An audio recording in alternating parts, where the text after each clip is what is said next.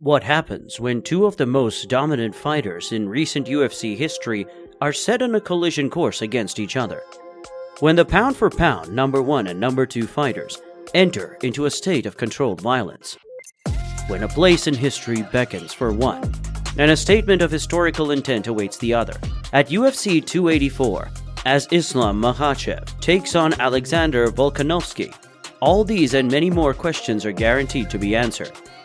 But before that historical night comes to the fore, and while we eagerly await what is sure to be one of the fights of the year, let us take a deep dive into the story of this potential barn burner. In the entire UFC history, only a handful of fighters have managed to attain the allure of capturing double champ status simultaneously. In fact, only 4 fighters, namely Conor McGregor, Daniel Cormier, Amanda Nunes, and Henry Cejudo, have attained such an illustrious feat. And it is that exact feat that Alex the Great will look to surmount. And given how dominant he has been in his UFC career so far, you would certainly not put it past him. Ever since Alex made his walk into the UFC octagon for the first time, nothing but dominance has followed.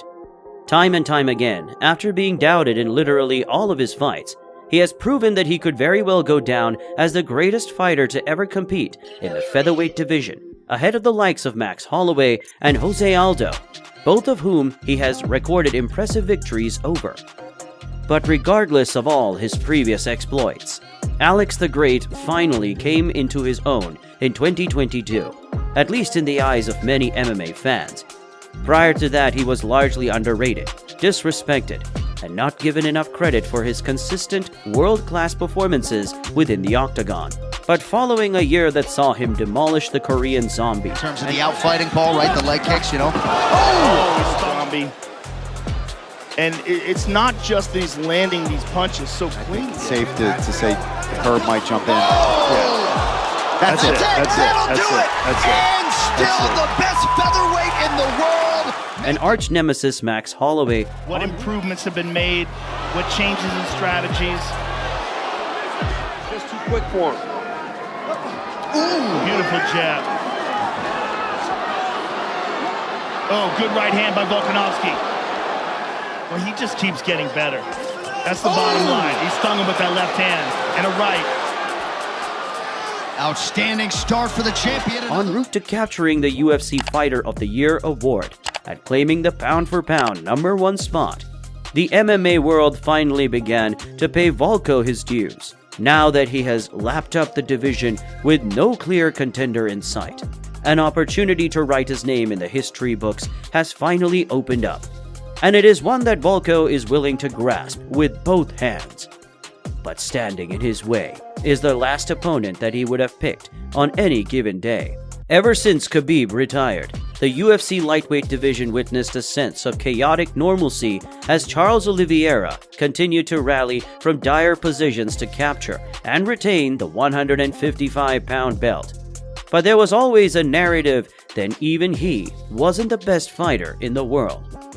In a division that featured the likes of Dustin Poirier, Michael Chandler, Justin Gaethje, and even enigmas like Conor McGregor, one name always seemed to stand clear of the rest, and that was Islam Makachev. Living up to the great Khabib is a high impossible expectation for anyone, coupled with the enormous pressure of being his cousin. But it's an expectation that Makhachev has continually managed to live up to. After a rocky start to his UFC career, Makhachev managed to go on a 10-fight win streak in arguably the most stacked UFC division. But it wasn't just the wins that caught the eye. It was the manner in which he consistently seemed on another level to all of his opponents, and it only seemed like a matter of time before he finally got his hands on lightweight gold. When he finally got his shot at the title, he didn't miss. In the most dominant fashion you could imagine, he beat Charles Oliveira without breaking a sweat. It was like watching Khabib compete, but a bigger, more complete, and scarier version. Following his monumental victory over Charles Oliveira, one would expect that Makhachev would try to bask in his recently found championship status. After over a decade of hard work and persistence, he had finally achieved his long-term goal of becoming champion. But immediately after getting the belt wrapped around his waist, he proceeded to call out the pound-for-pound #1 fighter of the world, Alexander Volkanovski. Finish, Charles. Now is our plan. Fly all the way to Australia and fight in pound-for-pound king backyard with Volkanovski. Let's do it. It was a clear moment of intent from Islam Makachev that he was in no way going to rest on his laurels, but instead, he was willing to hunt down any man standing in his way of greatness. A win against the pound-for-pound #1 puts his name right into that conversation. But it was perhaps a bigger statement of intent when Alex Volkanovski walked right into the octagon to stare down Makhachev and accept the fight. For months, he was always talking about going up to lightweight to try and take on whoever was the lightweight champion of the world. But seeing him step into the octagon against the far bigger Makhachev was a clear indication of his bulletproof mindset. He wanted that double champ status, and no man is going to stand in his way of getting it. Both fighters came into the fight supremely motivated, and given the skill of both men, predicting the way this fight would go on will be an impossible task.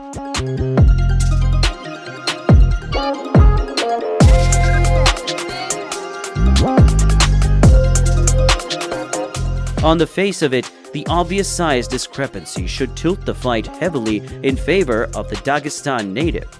But if you take a closer look, this might not be the case. Volkanovski previously competed in rugby, weighing in at over 200 pounds, so while he might be diminutive in stature, his base is certainly strong enough to hang with bigger guys. Another major talking point is certainly pertaining to which fighter can impose their fighting style on the other. You don't need to be told of Makhachev's insane ability when it comes to his ability to ragdoll his opponents, as it is one of the best in the game. Offensive here off of his back. Look at the Has some striking as well. If he can establish some good boxing, oh, there it is. Beautiful little hook. Right into He's got his hands locked, but the moment that left leg comes over the top, now you're done. And look at the torque he's got on that arm. He would have broke the arm of Dan Hooker. Yeah, hey, yeah. That's very reminiscent. The same could also be said of Volkanovski in the striking realm. Gets knocked down again. I think it's safe to say Fore might jump in. His speed, timing, and At the end of it all, overall fighting IQ have seen him rise to the summit of most MMA rankings, so it makes for really interesting what way the fight could go. Main events don't come more bulletproof than what we have for us at UFC 284.